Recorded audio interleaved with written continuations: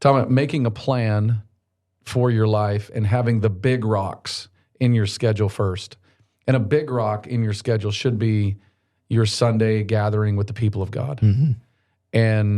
And what we have a tendency to do with our big rocks, what we have a tendency to do, if we don't put Sunday gatherings a big rock, then everything else fills in the blanks. Sure. Welcome to CLF Conversations, where the coffee is strong and the opinions are stronger. And skipping church for a beach day is, well, let's talk about that one. Today, we're unpacking how to take vacations without taking a break from faith. Can you find a church between sightseeing and snack stops? Should worship be on your travel itinerary right next to find the local ice cream? And can you take a vacation from Jesus? We're driving into all that and more, so buckle up because this road trip comes with an entree of biblical wisdom and a side of conviction.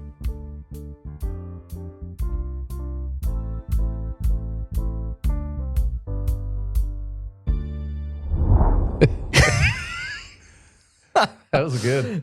A side of conviction. A side of conviction with an entree of wisdom. I'm already convicted. Yeah. You might need a rest.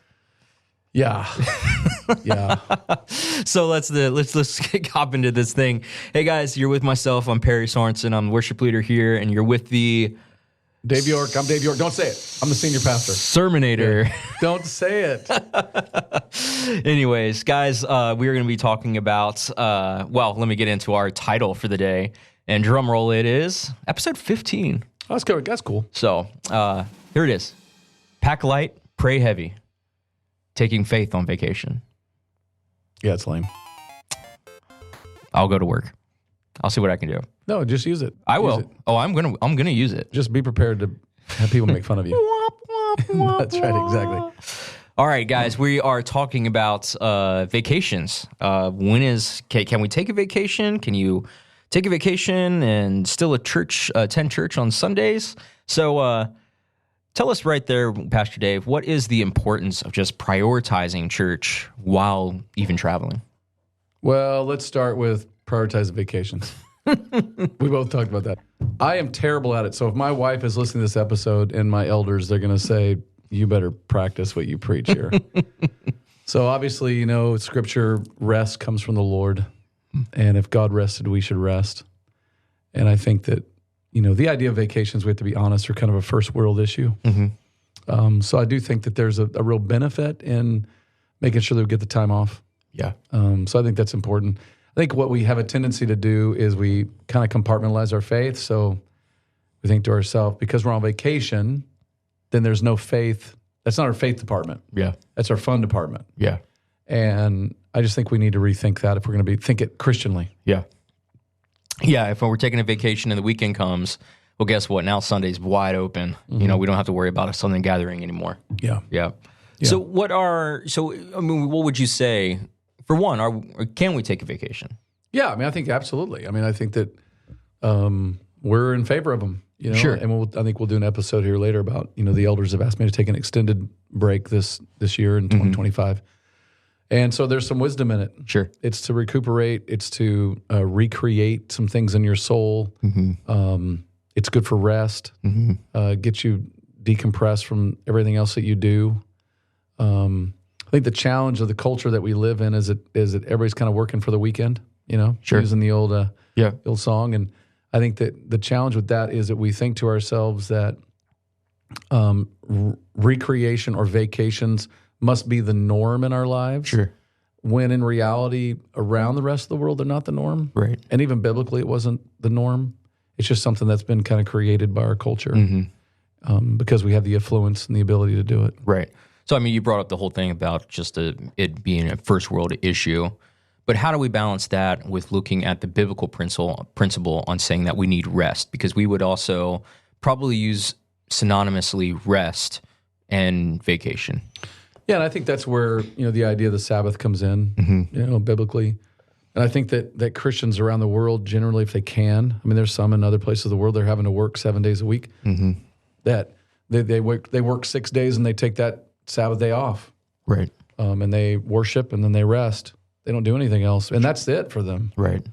I think for our culture, because everybody kind of puts in, it's in their, they got their paid leave time. They got a variety of other time off that they work for, whatever, paid time off. And and they kind of accrue it over time, and it allows them to be able to take more time off than normal. Sure. Than what's around the world. Right.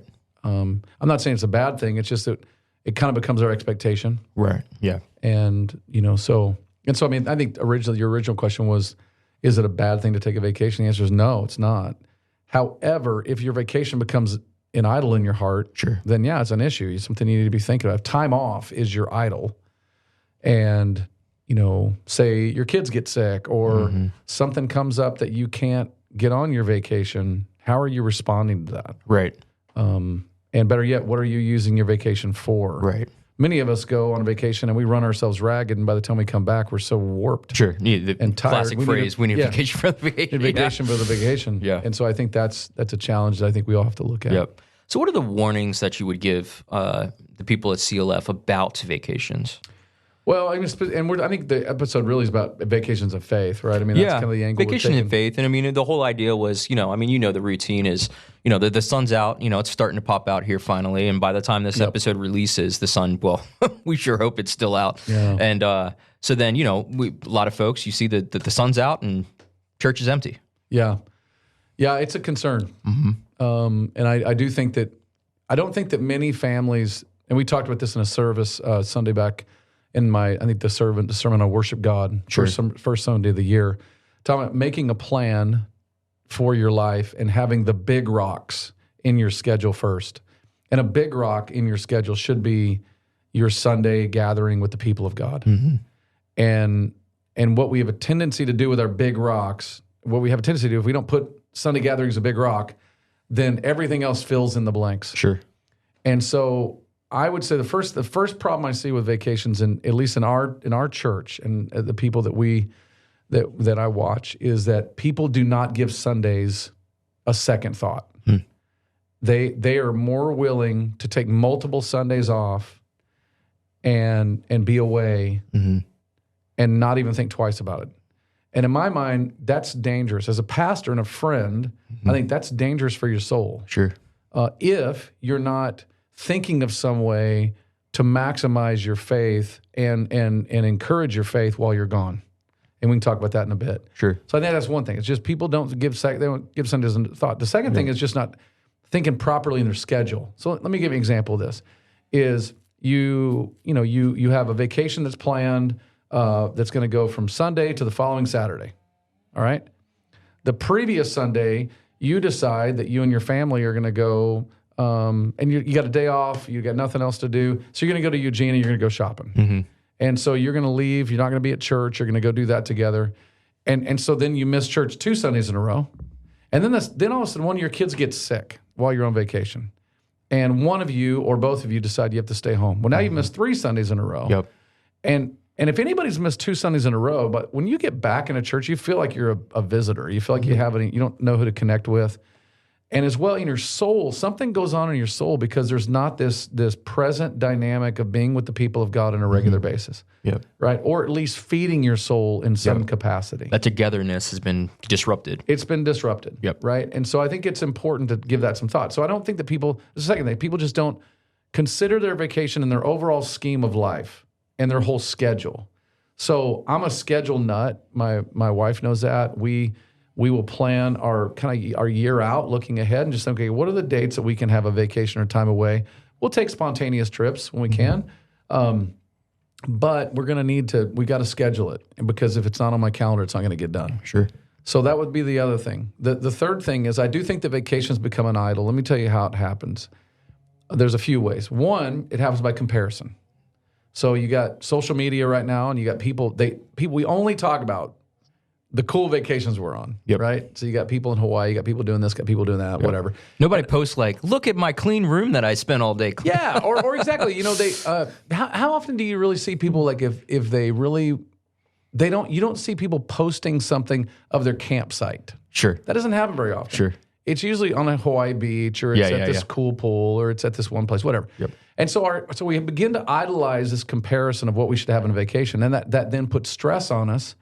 We've got to accomplish that to be something in this world, and we begin to compare ourselves. That causes us to overspend. It causes us to not plan well.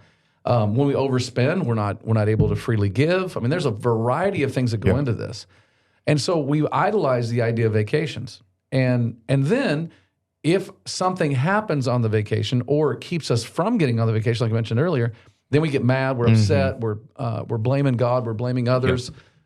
Those are the things that to me I start thinking, man, we got to check this in our gut, in our heart. This is not a good thing. Yeah. Vacation is supposed to be good. It's supposed to help you grow in your faith. It's supposed to help your soul and your body recover and restore. That's what it's for. Sure. It's not to be idolized. Yeah. You mentioned big rocks. What are those things that you would consider big rock? Obviously, Sunday gathering, big rock. What are some of the other ones? Your anniversary. It's a big rock. You're welcome, Jill. Yeah, exactly. Yeah, your anniversary is a big rock. Your time with your family is a big rock. There was a time when our kids were younger. Now that they're kind of going all over different directions, we have to find time to get with them, and we would put in our calendar family night, so everybody knew what night of the week was a family night and they needed to be home. Yeah. Yep. And we would just schedule that in. That's where we're at. It's right. For sure. It's a big rock, so we made it a big rock. As well as maybe, depending on what you have for extended family in the area or whatever, those kind of things would be big rocks. The medium-sized rocks for us would be sports activities. Yeah. I think we covered this in the sport thing that's going to come out some point soon here. And what we did was we communicated with coaches that we just couldn't play on Sundays. Yeah.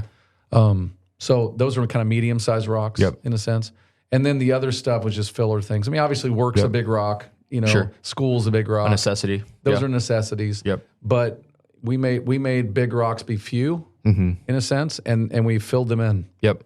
You said something that just kind of hit me. I've never really thought about it. Vacation isn't necessarily the same thing as family time. No. I'm processing that one. Yeah, I guess in my mind, I've always looked at, well, of course I'm going to take a vacation with my family. Yep. As opposed to, I don't know, the guys going out golfing for the weekend or whatever the case may be. Well, I'll tell you the other piece of vacation that's really challenging is the fact that you save up all this time and this money. You go on this trip and you feed your beast, right? You feed yourself. Yep. And your kids are feeding themselves. You probably let kids watch more things they've ever watched. You eat more food than you've ever eaten. You spend more money you've ever eaten. It's not good for your wallet, your waistline. No. And you come back home and now you got to fight self. Yeah. So that's the question I've asked myself a little bit is like, okay, when we go on vacation or I go away, do I put my Christianity to the side? Sure. I mean, so yeah, there's nothing wrong with spending more that you've saved for that purpose. Yeah. But the indulgence that we have to ask ourselves, is this honoring to the Lord? Does it honor our kids? Does it teach them a way of life that is godly and righteous and good for them? That's something they could sustain over time. And if we taught them the principles of how we're going to utilize our vacation. Right. I think those things are challenging. Yep. So, I mean, getting into the still bringing it back to vacation and how do we do that while still being followers of Christ? How are some ways that parents can model this very principle to their kids? Yeah. So, I mean, through the years when we, what we've seen, and we've seen families do this really well. I wouldn't say that we've done this all together well all the time. But there's been vacations where we take and we set aside every morning. We just get up and have our family devotion together. We'd pray together. We talk about the things of God together. When we were in, like one of our favorite places we love to go on earth is Jackson Hole, Wyoming. And we love hanging out there, and it's beautiful. And we'd remind our kids as we're driving just the creation that God has made. And we're very aware of the presence of God. So I think being aware like that. Yep. The other thing is there's some families that have done this really well too. Like they purposefully look for a church on a Sunday. I heard this from Nathan Quilla talking about how his dad really influenced him about the importance of church. And I thought that was such a compelling picture. I can't say that we've done that as much. We've done it at times, like when I'm in an area where I know there's a church that I know and a guy I know that I want to go encourage. Yep. Certainly when I'm back home in Dallas, I try to hit the churches where my friends are pastoring, and I want to see those guys and encourage them. So I think that's another avenue to do that, as well as I think helping your kids understand some discipline. Even while you're on a vacation, that seems like there should be no discipline. You may say to Johnny, "No, you can't have 2 root beers tonight. You can only have 1," because we're budgeting. When we were doing we take long road trips, and we were on a budget, so we we cooked a breakfast in our room. Yep. We had a sack lunch on the road, and we ate out at In-N-Out. Yep. That was kind of our thing. We have the snack bag. Yeah. This is your snack bag. It's up to you how you use That's right. how you use up the economy, if you will. Exactly. But once you're done, it's done. It's done. And you're teaching your kids things. Yeah. And I think that's the stuff that's important. Money does not grow on trees. It's not unlimited. Yeah. And because you're on a vacation doesn't mean that happens either. Yeah. So those would be things that we would, encourage families to do. I mean, still maintain some same rhythms. Yeah. We have a tendency to go on vacation. We get rid of certain rhythms. Well, there's some rhythms that are really good for your soul. One of the rhythms I enjoy on vacation is I enjoy getting up, making coffee, and just sitting down in the quietness of that house or that room and just thinking and praying quietly. I just enjoy that. It's restful for my soul. And I think you got to find out what that is for you and your family. So just to follow up a question on that one. So, I mean, you mentioned a few of them, family devotionals and that kind of thing. What are some other creative ways to stay connected to worship and fellowship while you're on the road? Well, I mean, there's a few things. One of them I mentioned a minute ago is maybe finding a church that you could attend. Yep. I know families that and I really appreciate this, they purposely say, we're going to watch the live stream from CLF, and I think that's really cool. Good for them. Yeah. I think it's really awesome that they do that. And we will continue to improve it. Yeah, well, that's okay, but it's part of just staying connected. And I do know families as well that maybe they have an activity on a Sunday, and they will later will put the sermon on their audio in their car just for them to listen, them and the wife, the spouse to listen to, or the kids to listen to together. Yep. So I think those are some things as well. I think purposely, one of the things I like to do is like I'm a connector, so I enjoy meeting new people, and I'm always inclined to find out, are these people believers or not, and where they go to church, and hear some stories from them. Tell my kids those stories. I think those things are fun. Yeah. And introducing them to new people. Yeah. I just think that stuff is amazing. And I also think too, being aware, you're among people you don't know. That doesn't mean you let your guard down for your faith. Yeah. The way you discipline your children, the way you care for them, the way you lead your spouse and you serve your spouse, the way you interact with the waitress. Just because you're outside of your hometown doesn't mean that your gospel armor goes off. Right. And you're still a representative of Christ. Still representing Jesus. For sure. I remember the one trip that we took too was a trip to Montana, and so a long drive, right? So Alina wanted to, she wanted to put on the Chronicles of Narnia, and I'm going, oh man, why? Well, about halfway in, I'm just like, are we ready to play the next one? Oh yeah. But in that, it was it the radio theater version from Family? Oh yeah. That's gold. Oh yeah. So families, if you don't have that, you should get the C.S. Lewis Focus on the Family. It's a radio theater that they did. It is fantastic. It's really great. It's got the sounds and the voices, and it totally immerses you into it.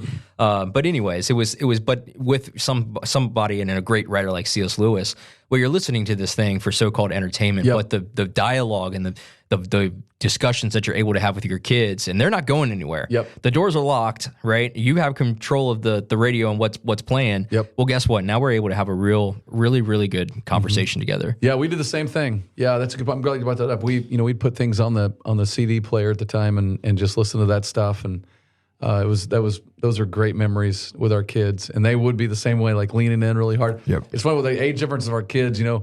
One would think it was scary, the other one would think it was awesome, and it was super fun. Yeah, I can't remember the one part, but it's just like, what's a weeble? Yeah. Anyways, moving on. One of the other questions I had for you, balancing rest and recreation with spiritual growth. Kind of talked a little bit about you compartmentalizing our faith and what we do outside of that. How can we go on a vacation and yet it's one and the same?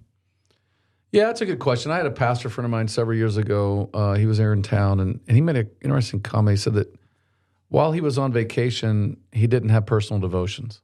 And I was always a little perplexed by that. And I probed him about it some more. And what he kind of saw personal devotions for him, he's a pastor. So it was more like a professional work for him. My personal devotions are personal. Sure. So they're, I think it's important to separate some of that out.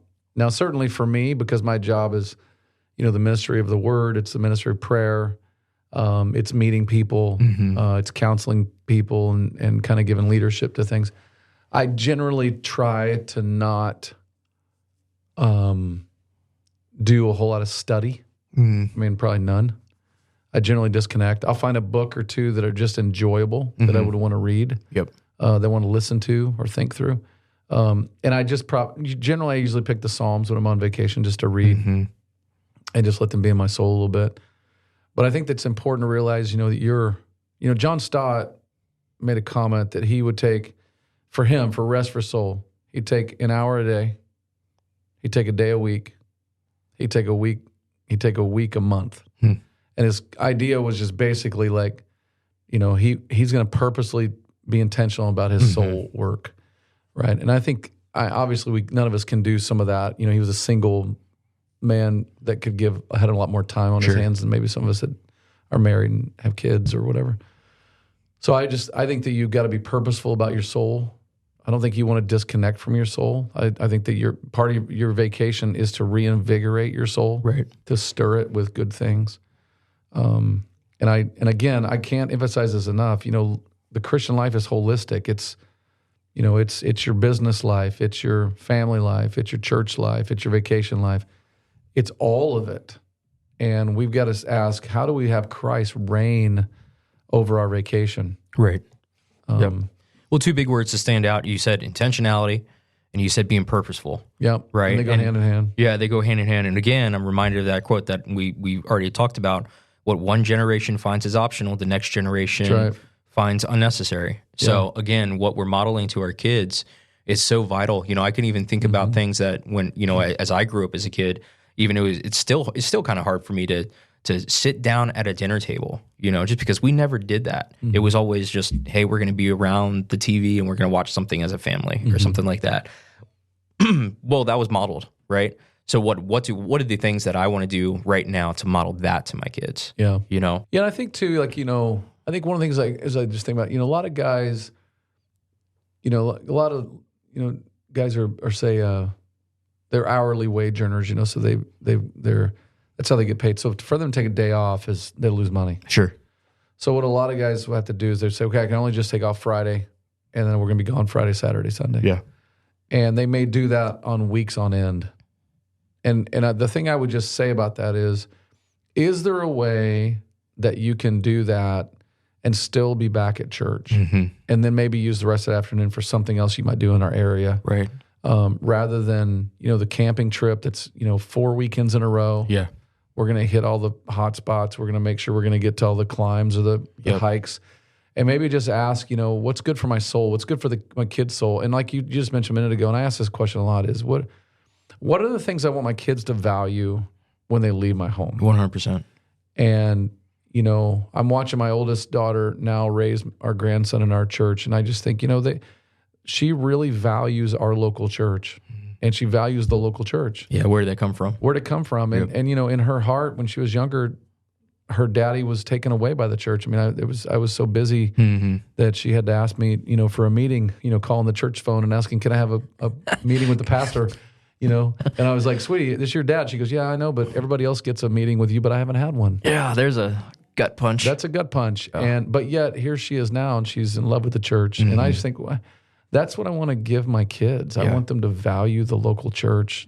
And so if I'm going to do that, then I need to teach them how we're going to do vacation. And then that's part, just in my own confession, that's part of my downfall vacations is, for me, pastorally, I love my work. And I don't value time off enough. Sure. And I think that's a weak spot in me. Our elders have seen it, and they want me to be purposeful about my taking time off. Sure. But I do think the fruit it's produced in my kids has been, man, we want to be in church. We want to be there. And so I just think you have to ask yourself those questions, like, what do you want to pass down to your kids? I mean, yeah, you want to give them memories. I mean, I'm grateful we've been able to give our kids several memories. Yeah. And there are things, have we ever gone to Europe as a family? No, we haven't. We just haven't been able to afford that. Yeah. I'm glad that people can do that. I think it's really cool in their families. But our kids have never said they felt shorted by the events that we've been able to take them to. Or even staycations, even just having that time. It's just like, we've been busy at work, so we don't necessarily have to go somewhere. Yeah. But we're going to take some intentional time as a family. Yeah. Well, I remember even during COVID, Jill made a comment how that she gets it. She said, look, I know the rest of the world hates this. She said, I got to be honest. She said, I love it because you're home. I love it because we're around our kids and we don't get this time normally. Yeah. And, and you look back on it, I mean, you just reminded myself of that. It's like, man, there's things I probably should do differently now because of that. Yep. So I just think we have to think things out differently. Yeah. You're going to have some financial goals. Yeah. I would encourage you as a family, be saving for a vacation. Don't overspend. Mm-hmm. I think that again, budget vacation. Budget for your vacation. My concern is that I think that we do like Christmas time is the same thing. It's like we don't plan, and then January hits and we get our credit card bill in and we're just a zoo. Yeah. And to be honest with you, the church's giving seems to reflect some of that. It's usually the lowest in January and February, and also as you get in the summer months. And I think what happens is we start overspending. And we don't think about our giving. We don't think about the Christian discipline of being spontaneously prepared to serve other people because we had a vacation. Right. That's our excuse. Yeah, exactly. And we have to ask, was that honoring to the Lord? Right. And again, that goes into that holistic view of life. Yep. That I think we need to have a little more in the things that we do. Is there something to say about the types of vacations that we take? Like a trip to Jackson Hole versus a trip to Disney.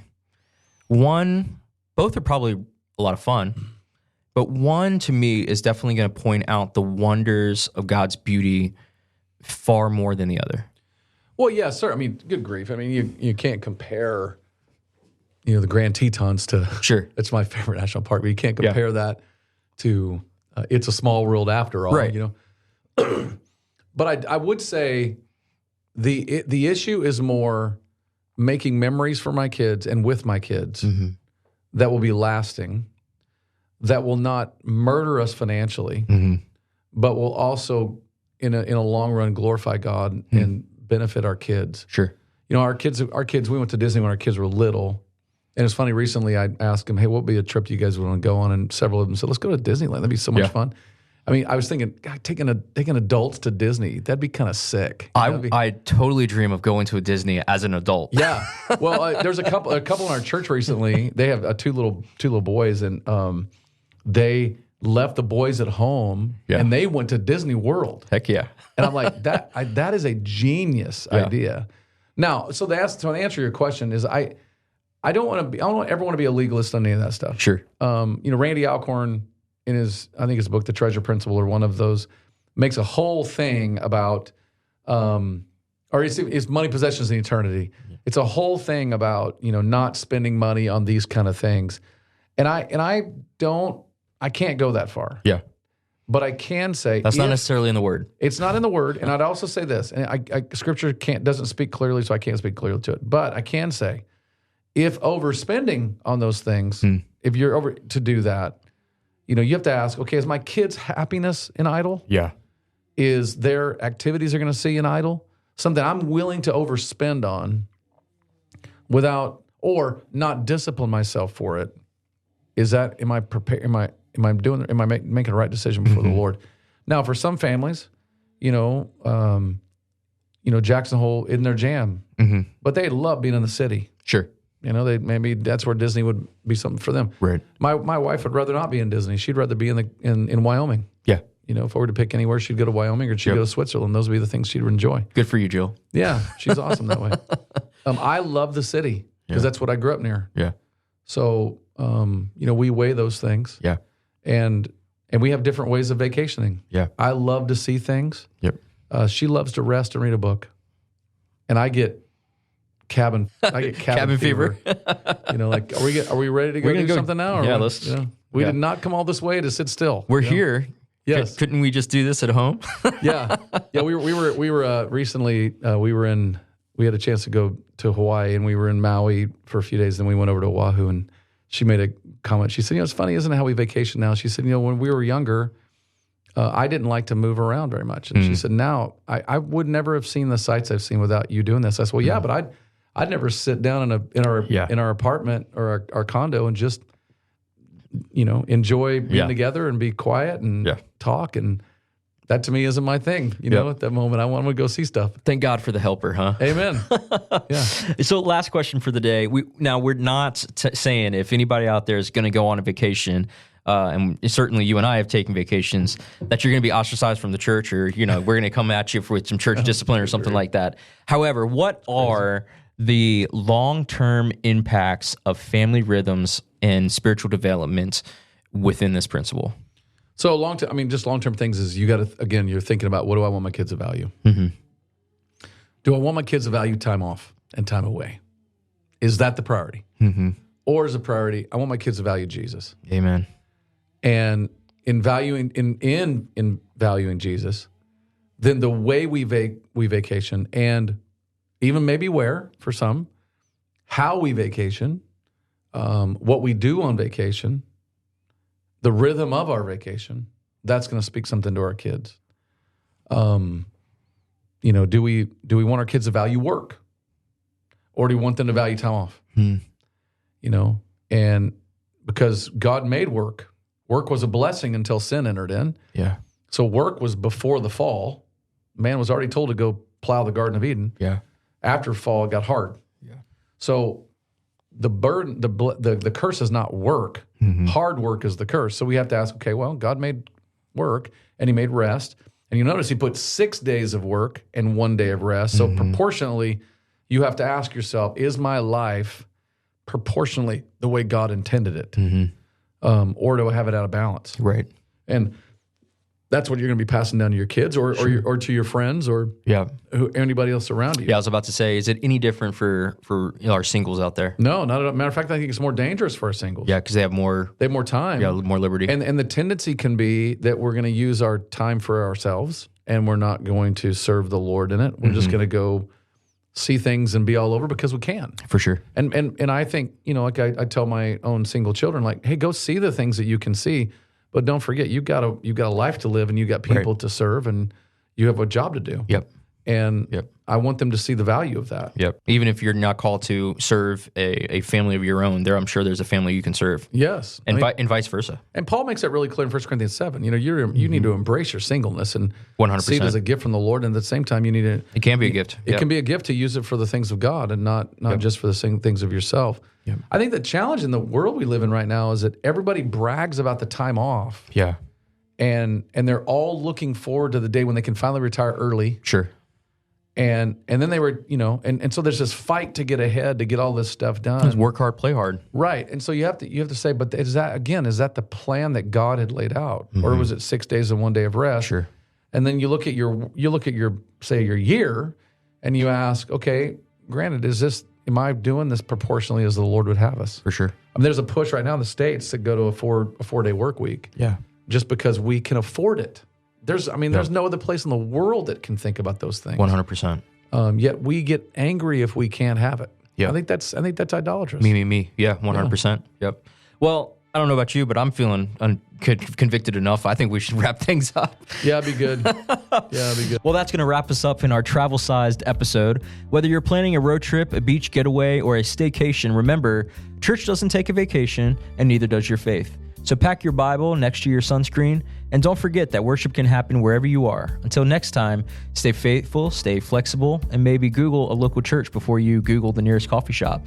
And as always, worship, fellowship, grow, and serve. Until next time, thanks for joining us for another episode of CLF Conversations.